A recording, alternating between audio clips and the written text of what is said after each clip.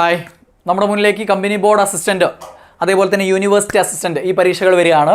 അപ്പോൾ ആ ഒരു ഡിഗ്രി ലെവൽ പരീക്ഷകൾക്ക് പഠിച്ചു തുടങ്ങുന്ന വളരെ ഫ്രഷേഴ്സ് ആയിട്ടുള്ള ആളുകളുണ്ടാവും. അപ്പോൾ ഇവിടെ നിന്ന് തുടങ്ങണം എന്നറിയാതെ നിൽക്കുന്ന ആളുകളുണ്ടാവും. അവർക്ക് ഏറ്റവും ഗുണകരമാകുന്നൊരു വീഡിയോ ആണിത്. അതായത് ഇപ്പോൾ ഏറ്റവും കൂടുതൽ ഡിഗ്രി ലെവൽ പരീക്ഷകളിൽ ആവർത്തിക്കുന്ന ചില ടോപ്പിക്കുകളാണ്.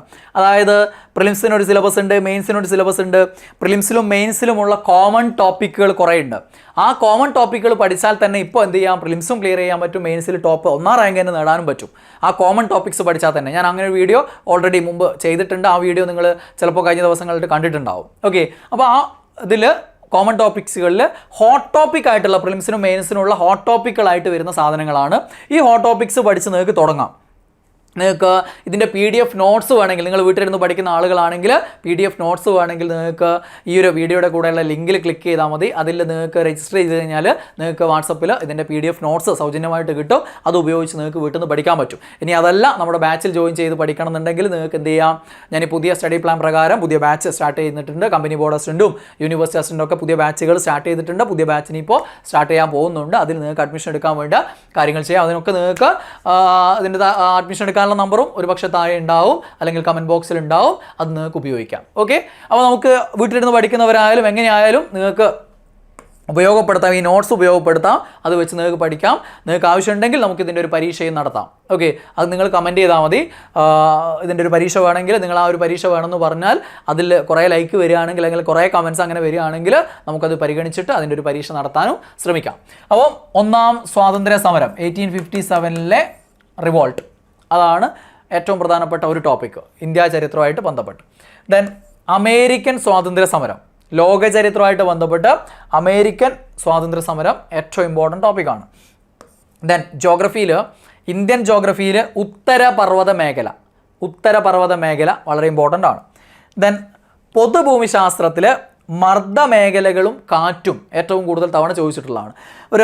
കഴിഞ്ഞ ഏറ്റവും അവസാനം ഇവിടുന്ന് അങ്ങോട്ടേക്ക് പോവുകയാണെങ്കിൽ, അതായത് 2025 ഇപ്പോൾ ലാസ്റ്റ് നടന്ന പരീക്ഷകൾ, 2024 നടന്ന പരീക്ഷകൾ, ഈ എല്ലാ ക്വസ്റ്റ്യൻ പേപ്പറുകളും കൂടെ അതിൻ്റെ പ്രിലിംസിൻ്റെയും മെയിൻസിൻ്റെയും ക്വസ്റ്റ്യൻ പേപ്പറുകളൊക്കെ അനലൈസ് ചെയ്തിട്ടാണ് ഈ ഏറ്റവും കൂടുതൽ തവണ ആവർത്തിച്ച ടോപ്പിക്കുകൾ. ഇതിപ്പോൾ ഓരോ പരീക്ഷയിൽ വരുമ്പോൾ ടോപ്പിക്കിൻ്റെ പേര്, അതായത് 250 പരം ടോപ്പിക്കുകളുണ്ട് മൊത്തത്തിൽ സിലബസിൽ. ആ ടോപ്പിക്കുകൾ ഓരോന്നും എത്ര തവണ ആവർത്തിച്ചിട്ടെന്ന് നോക്കിയിട്ടാണ് ഈ പറഞ്ഞിരിക്കുന്നത്. ഓക്കെ, അപ്പോൾ 4ാമത്തെ ടോപ്പിക്ക് മർദ്ദമേഖലകളും കാറ്റും. പിന്നെ 5ാമത്തത് റിസർവ് ബാങ്കും ധർമ്മങ്ങളും, ഫിനാൻഷ്യൽ ഇൻസ്റ്റിറ്റ്യൂഷൻസ് എന്ന് പറഞ്ഞിട്ടൊരു ടോപ്പിക്ക് എക്കണോമിക്സിലുണ്ട്. അവിടെ കൂടുതലും പരീക്ഷയിൽ റിസർവ് ബാങ്കിനെ കുറിച്ചാണ് ഡിഗ്രി ലെവലിന് കൂടുതലും വന്നിട്ടുള്ളത്. Then civil service India Kerala, അത് പ്രിലിംസിൻ്റെ സിവിക്സിൻ്റെ സിലബസിലും മെയിൻസിൻ്റെ കേരള ഭരണ സംവിധാനത്തിൻ്റെ സിലബസിലും ഈ ഒരു ടോപ്പിക് ഉണ്ട്. സിവിൽ സർവീസ്, ഇന്ത്യൻ സിവിൽ സർവീസും ദെൻ കേരള സ്റ്റേറ്റ് സിവിൽ സർവീസും, അത് രണ്ടും നന്നായിട്ട് പഠിച്ചു വെക്കുക. ദെൻ 7ാമത്തെ ടോപ്പിക്ക് ഭരണഘടനാ ഭേദഗതികളാണ്. ഈ ഒരു 10th ലെവൽ പരീക്ഷകളൊക്കെ ഏറ്റവും കൂടുതൽ ആവർത്തിച്ചിട്ടുള്ളത് ഭരണഘടനാ നിർമ്മാണ സമിതിയാണ്. ഇവിടെ അതിനേക്കാളും കൂടുതൽ തവണ ഭരണഘടനാ ഭേദഗതികളെക്കുറിച്ചുള്ള ചോദ്യങ്ങൾ വന്നിട്ടുണ്ട്. പിന്നെ 8ാമത്തെ ടോപ്പിക്ക് വിവരാവകാശ നിയമവും വിവരാവകാശ കമ്മീഷനും എന്നുള്ള ടോപ്പിക്കാണ്. ഇത് പ്രിലിംസിന് സിവിക്സ് കിടക്കുന്നുണ്ട്, മെയിൻസിൽ ഇമ്പോർട്ടൻ്റ് ആക്സിൽ കിടക്കുന്നുണ്ട്. അതുകൊണ്ട് അതും ഹോട്ട് ടോപ്പിക്കാണ്, എത്രയോ തവണ ആവർത്തിച്ചിട്ടുള്ളതാണ്. ദെൻ 9ാമത്തത് കമ്പ്യൂട്ടർ നെറ്റ്വർക്കുകൾ, ബേസിക്സ് ഓഫ് കമ്പ്യൂട്ടർ, പ്രിലിംസിനും മെയിൻസിനും ഉള്ളതല്ലേ, 5, 3, 8 മാർക്കിനുള്ളതാണ്. പ്രിലിംസിന് 5, മെയിൻസിന് 3.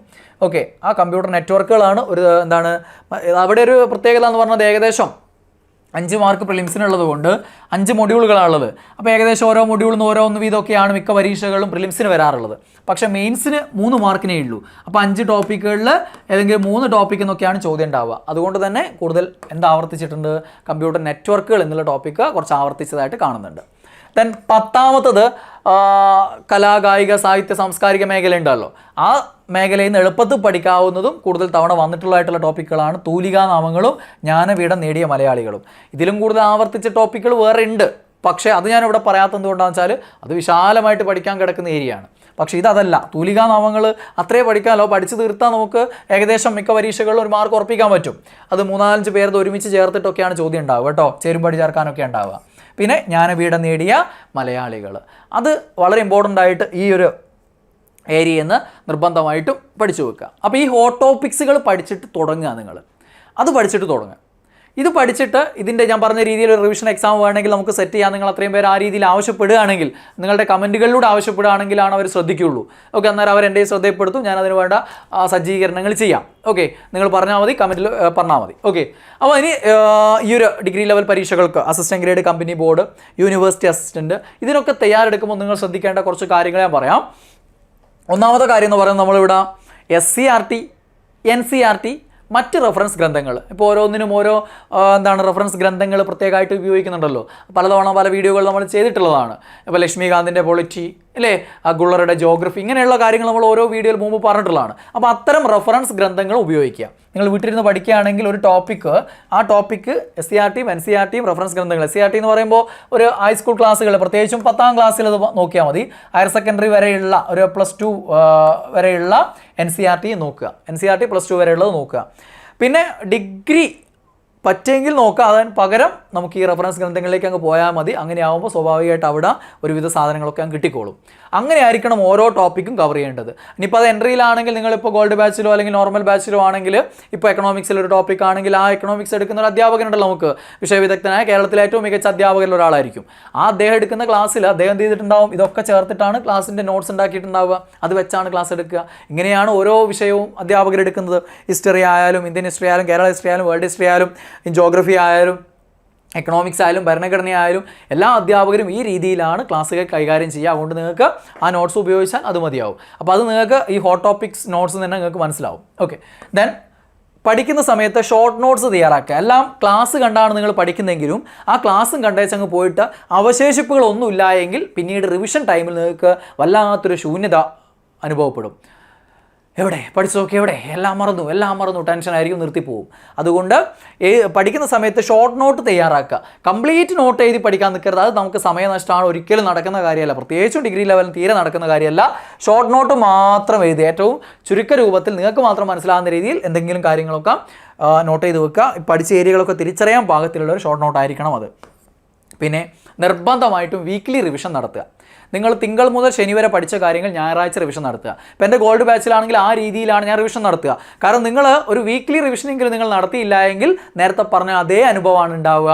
പഠിച്ചതെല്ലാം മറക്കുന്നു, എൻ്റെ മറവി അല്ലേ, എനിക്ക് പണ്ടത്തെ ഓർമ്മശക്തിയില്ല, നടക്കില്ല, ഞാൻ നിർത്തി, ഇതാണ് സംഭവിക്കുക. അതുകൊണ്ട് റിവിഷൻ നിർബന്ധമായിട്ട് നടത്തണം. ഒരാഴ്ച പഠിച്ച കാര്യങ്ങൾ ഞായറാഴ്ച, തിങ്കൾ ടു ശനി പഠിച്ച കാര്യങ്ങൾ ഞായറാഴ്ച നിങ്ങൾ റിവിഷനായിട്ട് ഉപയോഗിക്കുക. വീട്ടിൽ നിന്ന് പഠിക്കുകയാണെങ്കിലും ആ രീതിയിൽ തന്നെ റിവിഷൻ ചെയ്യാൻ നിർബന്ധമായിട്ട് നോക്കുക. നമ്മുടെ ബാച്ചിലൊക്കെ ആകുമ്പോൾ അതിൻ്റെ റിവിഷൻ എക്സാമുകൾ ഉണ്ടാവും. ഇപ്പം ഓരോ ടോപ്പിക്കും പഠിക്കുമ്പോൾ ആ ടോപ്പിക്കിൻ്റെ എക്സാം ഉണ്ടാവും, അടുത്ത ടോപ്പിക്കിൻ്റെ എക്സാം ഉണ്ടാവും. ഇങ്ങനെ ഒരു 5-6 ടോപ്പിക്കുകൾ കഴിഞ്ഞാൽ ആ ടോപ്പിക്കിൻ്റെ എല്ലാം കൂടെ ചേർത്തിട്ടുള്ള റിവിഷൻ എക്സാം ഉണ്ടാവും. പിന്നെ സൺഡേ നിങ്ങൾക്ക് റിവിഷൻ ഡേ ആയിട്ട് ഉണ്ടാവുകയും ചെയ്യും. അപ്പോൾ ആ രീതിയിലാണ് നമ്മൾ ബാച്ചുകൾ കൊണ്ടുപോവുക. അപ്പോൾ നിങ്ങളും അതേപോലെ വീട്ടിലിരുന്ന് പഠിക്കുമ്പോൾ ആ ഒരു സ്ട്രാറ്റജി ഉപയോഗിക്കുക. Then question patterns. ഇപ്പോൾ PSC ചോദിച്ചുകൊണ്ടിരിക്കുന്ന 20-ൽ പരം ചോദ്യരീതികളുണ്ട്. പലതവണ ഞാൻ പറഞ്ഞിട്ടുള്ളതാണ്, മുമ്പ് ഞാൻ വീഡിയോ ചെയ്തിട്ടുണ്ട്. ആ ഓരോ ചോദ്യരീതികളും എങ്ങനെ അപ്രോച്ച് ചെയ്യണം, ഏത് രീതിയിൽ ആൻസർ ചെയ്യണം എന്നുള്ള കാര്യങ്ങൾ, ആ പാറ്റേണുകൾ മനസ്സിലാക്കുക. ഓരോ ടോപ്പിക്കും പഠിക്കുമ്പോഴും ആ രീതിയിലൊക്കെ ഇവിടുന്ന് ചോദ്യങ്ങൾ വരാം എന്ന് ചിന്തിച്ചുകൊണ്ട് പഠിക്കുക. അങ്ങനെയുള്ള ചോദ്യങ്ങൾ ഉണ്ടാക്കി ശീലിച്ചാൽ നല്ലത്. പക്ഷെ നമ്മൾ പഠിക്കുന്ന സമയത്ത് ഈ 4-5 സ്റ്റേറ്റ്മെൻറ്റ് എഴുതി ഉണ്ടാക്കി ഒരു ചോദ്യം ഉണ്ടാക്കുകയാണെങ്കിൽ 5 മിനിറ്റ് അവിടെ പോകില്ലേ? അങ്ങനെ 10 ചോദ്യം ഉണ്ടാക്കിയാൽ എത്ര, 1 മണിക്കൂർ പോയില്ലേ? നടക്കുമോ? ഇല്ല. അപ്പോൾ എന്ത് ചെയ്യാം? അങ്ങനെയുള്ള ചോദ്യങ്ങൾ അറ്റൻഡ് ചെയ്ത് ശീലിക്കുക. നിങ്ങൾക്ക് തൊഴിൽ പ്രസിദ്ധീകരണങ്ങൾ വാങ്ങാം അല്ലേ, തൊഴിൽ വീതി പോലെയുള്ള തൊഴിൽ പ്രസിദ്ധീകരണങ്ങൾ വാങ്ങാം, അല്ലെങ്കിൽ PSC ബുള്ളറ്റിൻ അല്ലേ പോലെയുള്ള പ്രസിദ്ധീകരണങ്ങൾ വാങ്ങാം. ഡിഗ്രി ലെവൽ പരീക്ഷകളിൽ PSC ബുള്ളറ്റിനൊന്നും കാര്യമായിട്ട് അങ്ങനെ റോളൊന്നും ഇല്ല സത്യത്തിൽ. പിന്നെ അവിടെ നിന്ന് ഇങ്ങനെയുള്ള ചോദ്യങ്ങൾ നമുക്കൊന്ന് പരിചയപ്പെടാം. അതിലുള്ള ചോദ്യങ്ങൾ അതേപോലെ വരുന്നുള്ളതല്ല, പക്ഷെ നമ്മൾ പഠിച്ച് ഏരിയെന്നുള്ള എങ്ങനെയൊക്കെ ചോദ്യങ്ങൾ വരാം എന്നുള്ള ചെയ്ത് ശീലിക്കണം. ഇപ്പോൾ ഒരുത്തേ കിട്ടിയ ചോദ്യം അതേപോലെ ഇവിടെ ചോദിക്കുന്നു വിചാരിച്ചിട്ടല്ല നിങ്ങൾ ചോദ്യങ്ങളെ അപ്രോച്ച് ചെയ്യേണ്ടത് അല്ലേ. ഇപ്പോൾ സിവിൽ സർവീസിൻ്റെ ക്വസ്റ്റ്യൻ പേപ്പർ എടുക്കുക, അവിടെ നിന്ന് ആ ചോദ്യം അതേപോലെ ഇവിടെ വരുന്നുള്ള പ്രതീക്ഷയോടല്ല നിങ്ങൾ അതിനെ കാണേണ്ടത്. അത് നിങ്ങൾ സിലബസൊക്കെ തീർത്ത് നന്നായിട്ട് റിവിഷൻ ചെയ്ത് മോഡൽ എക്സാമൊക്കെ എഴുതിയ ആളാണെങ്കിൽ അഡീഷണൽ പഠനം എന്നുള്ള രീതിയിൽ അവിടെ നിന്നുള്ള ചോദ്യങ്ങളൂടെ മനസ്സിലാക്കി വെക്കുക, അത്രയേ ഉള്ളൂ. അല്ലാതെ അത് അതേപോലെ ഇവിടെ ചോദിക്കും എന്നുള്ള വിചാരിച്ചല്ല. സ്വാഭാവികമായിട്ട് സ്റ്റേറ്റ്മെൻറ്റ് ടൈപ്പ് ചോദ്യങ്ങളും ന്യൂ പാറ്റേൺ ക്വസ്റ്റ്യൻസൊക്കെ ആകുമ്പോൾ ആവർത്തനം കുറവായിരിക്കും. അവിടെ ഉള്ളതിന് സമാനമായിട്ടുള്ള ചോദ്യമായിരിക്കും ചിലപ്പോൾ അതിലുള്ള 2 സ്റ്റേറ്റ്മെൻറ്റോ 3 സ്റ്റേറ്റ്മെൻറ്റോ വരാം. വളരെ അപൂർവമായിട്ട് ചിലപ്പോൾ ഒരു കോപ്പി പേസ്റ്റ് ചോദ്യം വരാം. കാരണം ആ കോപ്പി പേസ്റ്റ് ചോദ്യം ചിലപ്പോൾ എവിടുന്നെങ്കിലും ആയിരിക്കും അവിടത്തേക്ക് എടുത്തുണ്ടാവുക. അതേ ഏരിയ ഇവിടത്തേക്കും എടുക്കുന്നതുകൊണ്ട് അതേ ആൾ അല്ലെങ്കിൽ വേറൊരു ചോദ്യകർത്താവ് അതേ ഏരിയ റെഫർ ചെയ്യുന്നതുകൊണ്ട് അതേപോലെ അത് കിട്ടിയേക്കാം. അങ്ങനെയാണ് ഇപ്പോൾ ആവർത്തന ചോദ്യങ്ങൾ ഉണ്ടാവുന്നുള്ളൂ. അല്ലെങ്കിൽ ഒരു 2 സ്റ്റേറ്റ്മെൻറ്റ് അവിടുത്തെ ഉണ്ടാവും, വേറെ 3 സ്റ്റേറ്റ്മെൻ്റ് ആയിരിക്കും കൂടെ ഉണ്ടാവുക. അപ്പോൾ അതുകൊണ്ട് നമ്മൾ ഒരിക്കലും പ്രീവിയസ് ക്വസ്റ്റ്യൻസിനെ അമിതമായിട്ട് ആശ്രയിക്കരുത്. അല്ലെങ്കിൽ അതിൻ്റെ അനുബന്ധ വസ്തുതകളും പഠിക്കുന്ന രീതിയിൽ പണ്ട് അങ്ങനെയായിരുന്നല്ലോ പഠനം, അല്ലെ ഒരു പുസ്തകം വാങ്ങിയാൽ മതി, അങ്ങനെയൊന്നും പഠിച്ചുകൊണ്ട് ഇപ്പോൾ കാര്യമില്ല. ഒരു 10 വർഷത്തെ പ്രീവിയസ് ക്വസ്റ്റ്യൻസും അനുബന്ധ വസ്തുതകളും പഠിച്ചാൽ അന്നൊരു ഡിഗ്രി ലെവലിൽ പോലും ഒരു 70% മാർക്ക് കിട്ടുമായിരുന്നു. അതൊരു +2 ലെവൽ 10th ലെവൽ പരീക്ഷകളിലാണെങ്കിൽ 90% മുകളിൽ മാർക്ക് കിട്ടുമായിരുന്നു. അത് മതിയായിരുന്നു ആദ്യ റാങ്ക് നേടാനും ജോലി നേടാനും, അല്ലേ? ഒരു പക്ഷേ ചില കാലഘട്ടങ്ങളിലെങ്കിലും ചില പരീക്ഷകളിലെങ്കിലും. പക്ഷേ ഇന്ന് അതല്ല സ്ഥിതി.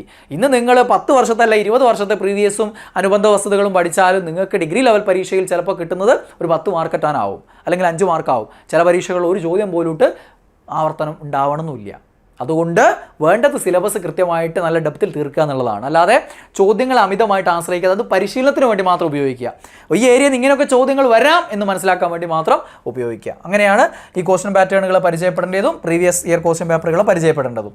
പ്രീവിയസ് ഇയർ എന്ന് പറയുമ്പോൾ 2021 ഈ മാറ്റം വന്നത് മുതൽ ഇങ്ങോട്ടേക്കുള്ള ക്വസ്റ്റ്യൻ പേപ്പറുകൾ മാത്രം നോക്കിയാൽ മതി. അത് പാറ്റേണുകൾ മനസ്സിലാക്കുക എന്നുള്ള ഒരു കാര്യത്തിന് പ്രാധാന്യം നൽകിക്കൊണ്ട് ഇവിടെ നിന്ന് ഇങ്ങനെ ഇന്ന ഏരിയ നോക്കാൻ വരുന്നു എന്നുള്ള കാര്യങ്ങൾ മനസ്സിലാക്കുക. Okay, then free notes. Okay, നിങ്ങൾക്ക് ഞാനീ പറഞ്ഞ ഹോട്ട് ടോപ്പിക്കുകളുടെ നോട്ട്സ് സൗജന്യമായിട്ട് നിങ്ങൾക്ക് ടെലഗ്രാമിലും നമ്മുടെ ഈ ഒരു ലിങ്കിലൂടെ ക്ലിക്ക് ചെയ്ത് കഴിഞ്ഞാൽ നിങ്ങൾക്ക് അവിടെയും കിട്ടും. അപ്പോൾ അത് വേണ്ടിയിട്ട് ടെലഗ്രാമിൽ ജോയിൻ ചെയ്യുക, എൻട്രിയുടെ ടെലഗ്രാമിൽ ജോയിൻ ചെയ്യുക. അതേപോലെ തന്നെ ഈ ഒരു ലിങ്കിൽ ക്ലിക്ക് ചെയ്ത് കഴിഞ്ഞാൽ ആ നോട്ട്സും ഡീറ്റെയിൽസും ഒക്കെ നിങ്ങൾക്ക് കിട്ടും. ഓക്കെ, അപ്പോൾ ഞാൻ നേരത്തെ പറഞ്ഞ റിവിഷൻ എക്സാം നമ്മൾ എൻട്രിയിൽ സൗജന്യമായി നടത്തണോ എന്ന് ചോദിക്കുകയാണ്. എന്തിനു വേണ്ടിയാണ് നിങ്ങളോട് ചോദിക്കുന്നതെന്ന് വെച്ച് കഴിഞ്ഞാൽ ചുമ്മാ നടത്തിയിട്ട് കാര്യമില്ല. നിങ്ങൾ അത്രയും ആളുകൾ പങ്കെടുക്കും, നിങ്ങൾക്ക് അത്രയും താല്പര്യമുണ്ട്, നിങ്ങൾ സീരിയസ് ആയിട്ടുള്ള ആസ്പിരൻസ് ആണ് എന്ന് മനസ്സിലായി കഴിഞ്ഞാൽ നമ്മൾ ചെയ്യും. അല്ലാതെ ഇങ്ങനെയുള്ള ഒരു ഉത്തരവാദിത്തം വെറുതെ ഇട്ട് കൊടുത്തിട്ട് കാര്യമില്ല.